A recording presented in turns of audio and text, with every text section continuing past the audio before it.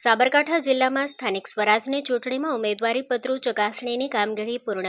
જિલ્લા પંચાયતની 34 બેઠકો માટેના ભરાયેલા 157 ઉમેદવારી પત્રોમાંથી 45 ઉમેદવારી પત્રો અમાન્ય, 115 માન્ય. જિલ્લાની 8 તાલુકા પંચાયત માટે ભરાયેલા 708 ઉમેદવારી પત્રોમાંથી 204 ઉમેદવારી પત્રો અમાન્ય, 509 માન્ય.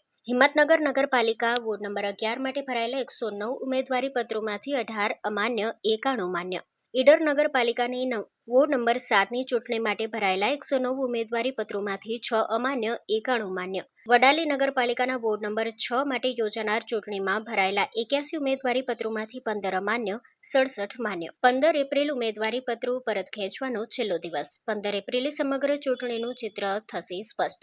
Story report by Jitendra Solanki, Sabarkantha. આજે જિલ્લા પંચાયતની, તાલુકા પંચાયતની અને નગરપાલિકાની ચૂંટણીઓ માટે સ્ક્રુટિની કરવામાં આવેલ હતી.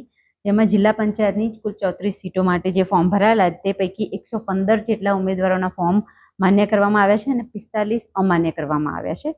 તાલુકા પંચાયતમાં 509 ફોર્મ માન્ય કરવામાં આવેલા છે અને 204 અમાન્ય કરવામાં આવેલા છે. નગરપાલિકામાં 249 ફોર્મ માન્ય કરવામાં આવેલા છે અને 39 અમાન્ય કરવામાં આવેલા છે.